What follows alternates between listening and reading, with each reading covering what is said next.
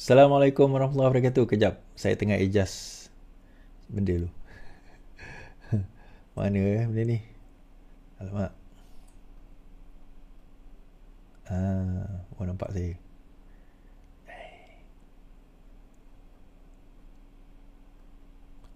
Alright, saya adjust lagi saya dulu. Orang nampak. Okay.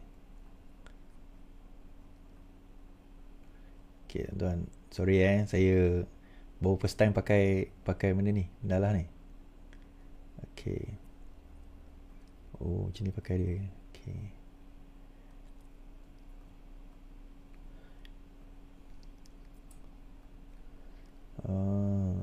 Okay. Nampak? Okay, LTL, terima kasih.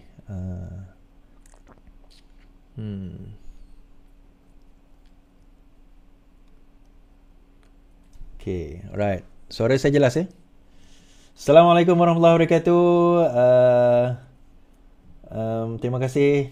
Ini adalah part 2 atau episod pertama saya akan buat style. Kalau dekat TikTok, saya buat style TikTok lah. Style TikTok ni dia vertical kan. So harap tonton, terus share, terus like, terus subscribe. Terima kasih.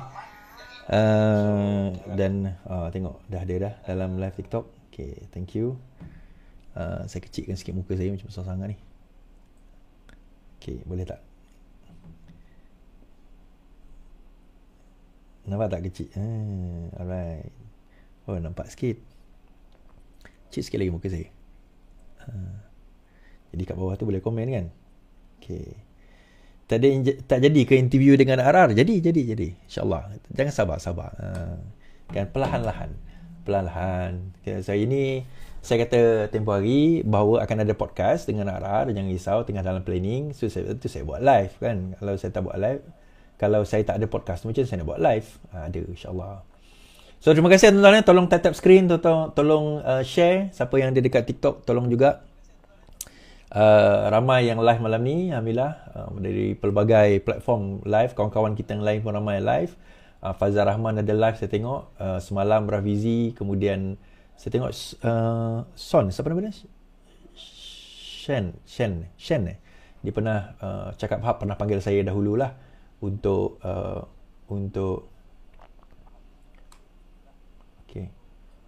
live. Untuk live beliau. Okay, tuan-tuan. Okay. Thank you tuan-tuan. Terima kasih. Okay. Live ini suara jelas dari awal tadi sangkut. Yalah. Awal tadi saya masih lagi testing sistem saya. Jadi tu yang ada masalah tu. Tak apa. Ni mula-mula tu biasalah tuan-tuan kan. Saya dah sebulan tak live. Tu yang jadi macam tu. Bukan dah habis ke? Tak. Yang ni saya borak-borak. Saya ada format untuk season 2 ni. Saya akan buat dua. Iaitu yang pertama saya akan buat live macam biasa. Buat live di mana saya akan buat pembentangan tentang research semasa, isu semasa dan sebagainya. So part 2 ni adalah saya akan buat live di mana kita akan berinteraksi dengan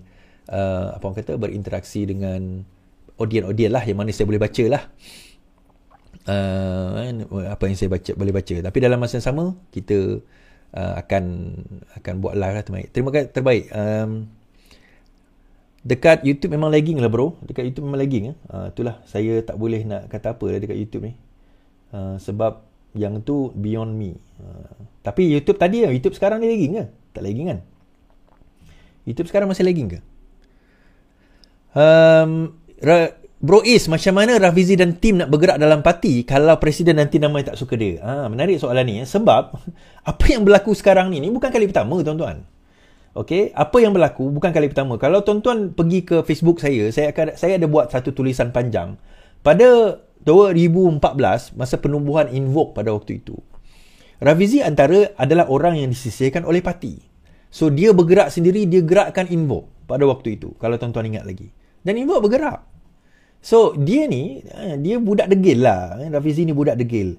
Dia ada ke tak ada ke dengan parti ke tanpa parti, dia bergerak.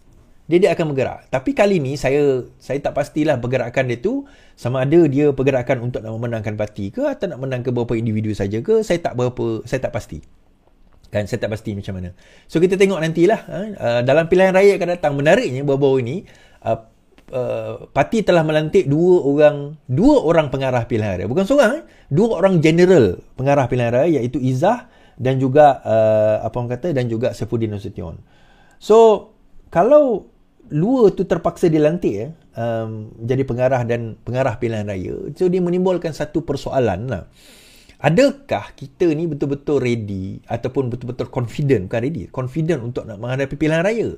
Kalau pengarah pilihan raya pun terpaksa dua orang kita lantik. General perang ni dua orang kita lantik. Itu yang menjadi pertanyaan, menjadi persoalan di dalam parti kita nanti kan. Di dalam terutama kepada kepada orang awam, kepada parti kawan kita, kepada UMNO contoh, DAP, kepada Amanah, kepada Barisan Nasional, UMNO dan sebagainya. Confident mereka terhadap Parti Keadilan Rakyat ni untuk lead. Sebab suka atau tidak, kita akan lead the election untuk PRU yang akan datang. Kita akan lead. Sebab apa? Sebab Anwar Ibrahim Perdana Menteri, itu je. Kan? Sebab Anwar Ibrahim Perdana Menteri. Jadi,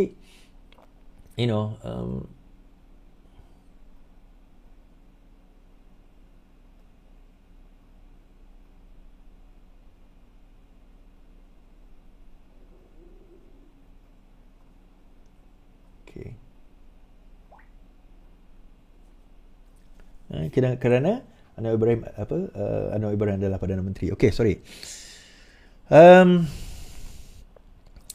Terbaik is rindu music starting tak ada. Geng Azmin. Saya datang Penang. Kejap, mana tadi? Saya baca komen kat bawah. Saya ahli PKR Port Farid Sulong Batu Pahat Johor hadir bersama RR membaiki kapal PKR dari dalam, insya-Allah. So kita bantu apa yang kita boleh bantu, kita baiki apa yang kita boleh baikilah. Kita sebagai orang ahli biasa ni, saya ahli biasa, saya tak boleh bertanding tuan-tuan. So saya sebagai ahli biasa ni, kita cuba. Sebab kita sayangkan parti satu kan. Dan saya selalu cakap macam ni, perjuangan kita ini adalah perjuangan untuk apa tuan-tuan? Kita ni berjuang untuk siapa? Kita ni berjuang untuk prinsip kita. Prinsip reformasi kita. Kita perjuangan kita ni bukan untuk manusia, bukan untuk individu. Selagi mana individu tu kekal ataupun tepat di dalam reformasi itu, maka okeylah, kita terimalah dia. Kan? Selagi individu itu berada dalam prinsip tersebut, maka kita sokong dia. Tapi kalau individu itu tersasar daripada prinsipnya, maka hilanglah sokongan kita terhadap dia. Kita kena kritik dia, kita kena tegur dia. Macam saya kata tadi, ada kawan tu mesej, ada orang kata Rafizi macam ni. Saya kata, untuk Rafizi mudah je. Kalau dia berani mengkritik, dia kena kritik lah. Itu je. Kan? Janganlah pula kalau dia berani kritik orang, dia kena kritik dia koyak. Sama juga geng-geng penyokong hero ke penyokong damai ke, dua-dua sama lah. Kalau anda berani kritik pasukan lain kritik anda, jangan koyak. Jawablah. Kita tak payah koyak benda-benda macam ni. Saya ada pandangan kita. Saya jumpa kawan saya kan. Tulisan saya terhadap Rafizi dan sejarah, dia kata, ada benda yang saya nak kritik dalam tulisan tersebut. Saya kata, kritiklah, tak ada masalah. Tulisan itu adalah pandangan saya. Kan, tuan-tuan setuju tak setuju, itu tak ada masalah. Saya kata, ini negara demokrasi. Tapi kalau nak lawan saya, nak lawan berhujah dengan saya, lawan kritik maksudnya kritik di atas hujah saya. Bukan kita fitnah, bukan kita kutuk peribadi, bukannya kita menganjing. Itu bukan kritikan, itu bodoh nama dia. Kalau kita nak kritik di atas apa yang tak betul. Okey, Rafizi kata macam ni, tak betul. Ini jawapan dia yang sebetul. Contoh, saya bagi contoh. Hari tu saya ada buat live. Saya kata Rafizi kata bahawa pemilihan parti kali ini dibuat kerana Kamil nak habis usia. Kamil Munim nak habis usia. Okay? Kamil Munim nak habis usia. Saya buat live. Saya kata, Kamil Munim menurut Rafizi dibuat pemilihan parti kali ni kerana dia nak tolak juga tahun ni. Sebab tahun depan Kamil Munim dah 36 tahun. Tahun ni 35 tahun. Dia bukan macam GPS umur 50 pun masih lagi ketua pemuda. PKR tak. 35 tahun habis. Maksudnya 36 tahun dah tak boleh jadi ketua pemuda dah. Kan? Dah tak boleh jadi ketua pemuda. So, bila dah tak boleh jadi ketua pemuda, tuan-tuan, kita nak kata macam mana? So, dia tak boleh masuk di dalam ketua pemuda. Maksudnya tak boleh jadi ketua pemuda lah. Bila dia tak boleh jadi ketua pemuda, then what will happen? So, dia kena bersaing dengan orang-orang tua macam kami ni. So, agak payah katanya. Okay. So, apa yang dinyatakan itu, Kamil mesej saya, Kamil WhatsApp saya. Dia kata, bang, salah ni bang. Ini Kamil kata, saya bukan kata saya setuju dengan Kamil. Cuma saya suarakan apa yang Kamil kata. Dia kata, bang, ini salah. Saya tak pernah melobi pun untuk jawatan ketua AMK, ketua pemuda. Saya tak pernah melobi pun. Abang boleh tanya dengan siapa-siapa, saya tak pernah melobi. Okey, itu kenyataan beliau.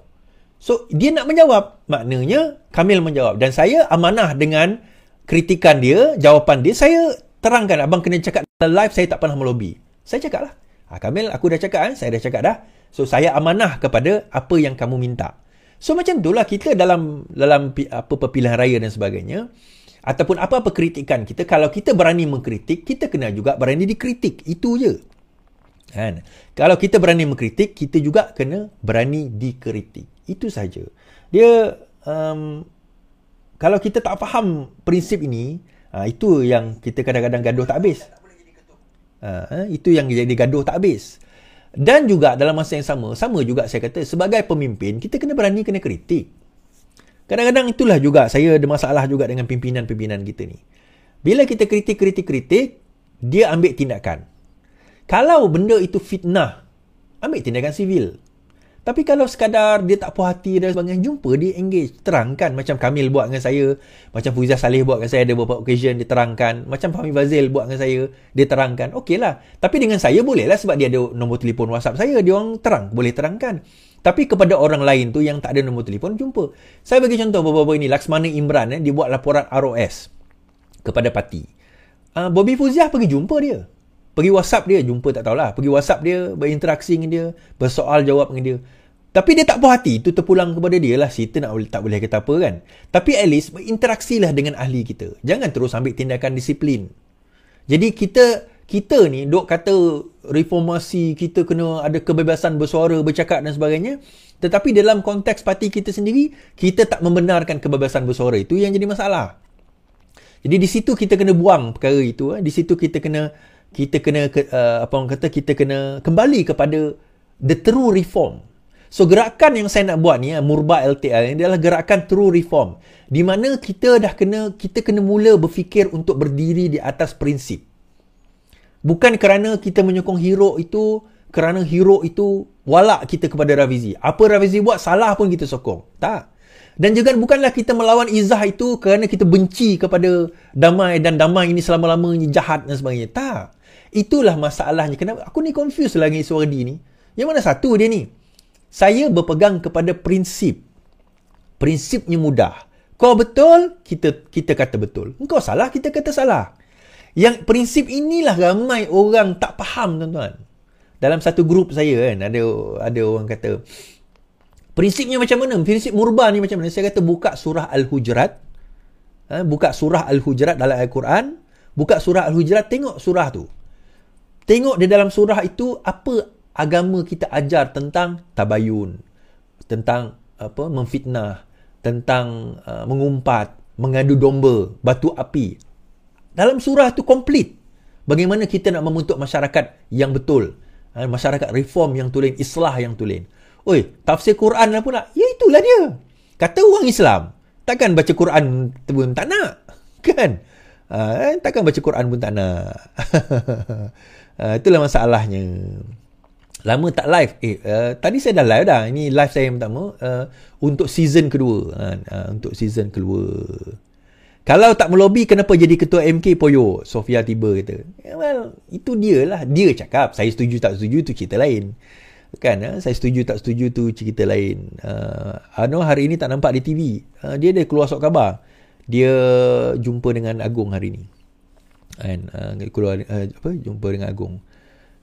Muzika kata PKR akan menang besar. Well, mungkin ya, mungkin tidak. Saya kata macam ni lah, mudahnya dia apa perancangan kita lepas ni. Saya apa saja, sebab masa depan ni belum berlaku, tuan-tuan.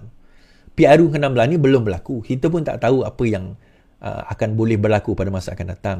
Dia bergantung kepada apa cadangan ataupun apa tindakan kita sekarang ini. Kan? PKR akan kalah next PRU. Sama juga. PKR akan kalah ke PKR akan menang ke? Sebenarnya terpulang kepada apa perancangan kita selepas ini. Sebab itu saya kata, untuk general perang akan datang ni, dia kan ada planning yang tuntas. Planning yang jelas tentang ke mana kita selepas ini. Ke mana kita selepas ini. Tapi kenapa perlu goncang parti bila nak dekat pilihan raya? Muhammad Syamil dekat Facebook kata. Itulah, sebab itu saya kata hari tu, Rafizi sendiri pernah cadangkan supaya pemilihan parti jangan dibuat dalam tempoh ini. Kalau nak buat pemilihan parti, lepas PRU. Dan kita pernah, Rafizi dan tim masa tim yang lepas, mencadangkan supaya pemilihan parti ditunda sehingga selepas PRU. Dan kita tunda, kita pindah perlembagaan untuk mengadakan pemilihan parti bukan 3 tahun sekali tetapi 5 tahun sekali macam UMNO buat. Tapi benda itu tak dimaterikan. Kenapa tu? Wallahualam. PN akan berada di persada negara. PN akan, saya rasa ini pandangan saya lah tuan-tuan. Bagi saya rasa pilihan raya akan datang kalau sekiranya UMNO bergabung dengan PAS, Perikatan Nasional tak akan wujud lagi. Saya akan nampak kalau penggabungan di antara UMNO dengan PAS, Perikatan Nasional tak akan wujud lagi. Mungkin yang wujud adalah Mufakat Nasional. UMNO mudah je. Misi UMNO dia nak benam bersatu. UMNO tak akan dapat bersama dengan bersatu. Dengan PAS dia boleh bersatu lagi. Bagi PAS, dia tak nak bersama dengan DAP. Kan? Yelah, dia dah kutuk gila DAP kot. Kan? Kutuk teruk DAP kan. Kutuk macam-macam dia kata kutuk DAP. Takkan dia nak bersama dengan DAP lagi. So bagi saya agak sukar lah untuk dia nak bersama kembali dengan DAP. But then again, this is politik lah. Tak ada siapa yang permanent musuh, tak ada siapa yang musuh yang permanent, tak ada musuh yang apa orang kata, yang selama-lamanya kita jadi musuh, dan kawan pun kita tak selama-lamanya jadi kawan. So kita pilih kepada diri kita sendirilah macam mana. Tuan-tuan tolong share, tolong tap love, terima kasih. Siapa yang ada dekat live sekarang ni, tolong tap love, terima kasih juga. Yang bersama dia, jangan pelik kan kalau tiba-tiba saya tap love diri saya sendiri kan. Betulkah Seri Perdana dijadikan tempat mesyuarat parti? Setakat laporan media begitulah. Tapi saya tak tahu betul ke mesyuarat parti diadakan di Seri Perdana, sebab saya tak ada kat situ. Tapi kalau laporan media begitulah.